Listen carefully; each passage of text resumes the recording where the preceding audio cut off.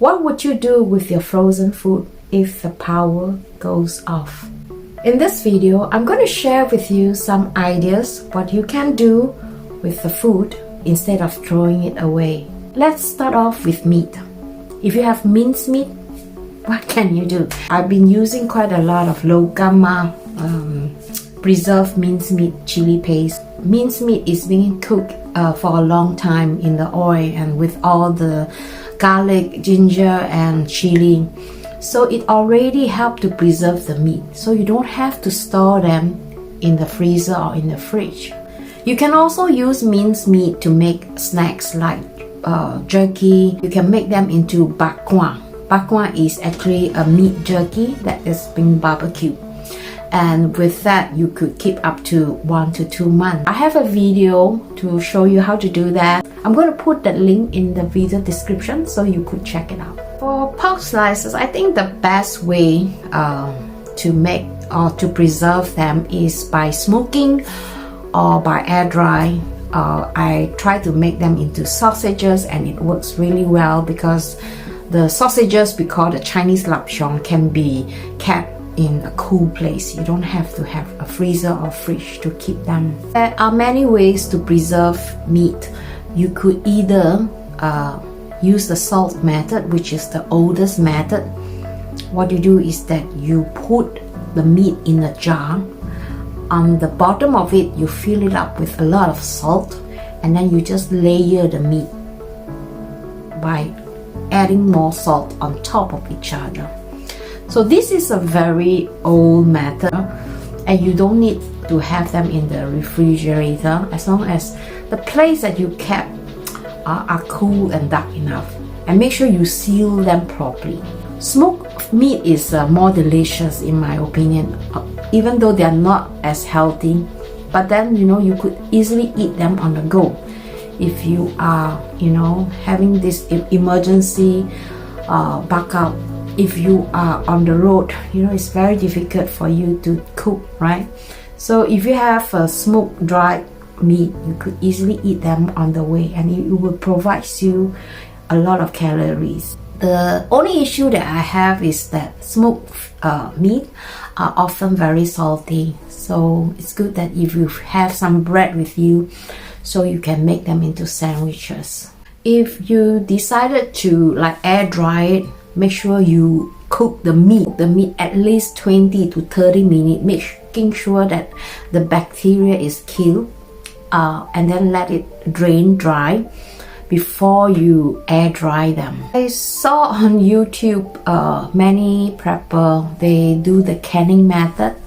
I actually initially wanted to do, but I couldn't find a canner here, and I did order a lot of this cover for canning, and then I realized that the size is not right, so I couldn't do the canning and I couldn't find the pressure cooker either. So it would be interesting to just try it out canning, but I heard that canning you really have to be quite precise on the temperature, because if you don't do it right, you might get food poisoning. Because fish is very easy to defrost, and when they're defrost you have to cook them quickly, because otherwise it becomes very smelly and it will turn bad quite quickly. So what I have in mind is that I will try to either there's no electricity, right? So you can either grill them outdoor so it doesn't smell so much in the house. You just make sure that that your neighbor is not around, because if the electricity is going off for a few days, people tend to be hungry and you don't want to be around people who are hungry.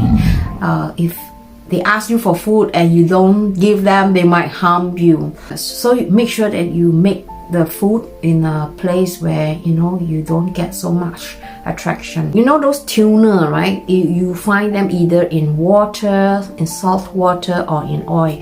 I personally prefer the one with the oil, because it's with the oil is safer, because in water the water can be contaminated and you don't want to use the salt water to preserve your fish.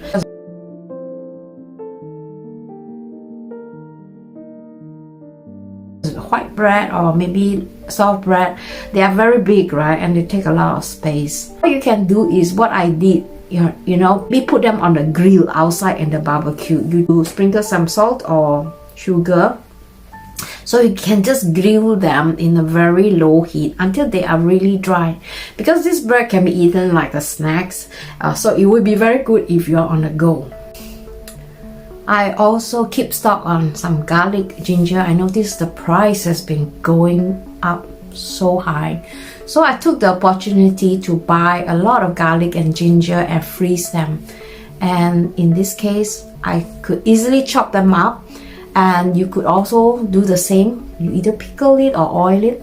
So I'm gonna chop them into really fine, and then I'm gonna just pour oil and let it preserve by itself. When garlic, you soak them in olive oil, they last much longer, and it lasts up to 6 months. You can do that with ginger, with other spices also, like lemongrass or chili. Nowadays, I notice a lot of people have mental issue because they are worried about the future, and they do not know how they can cope with their life, you know, with their family, with their children.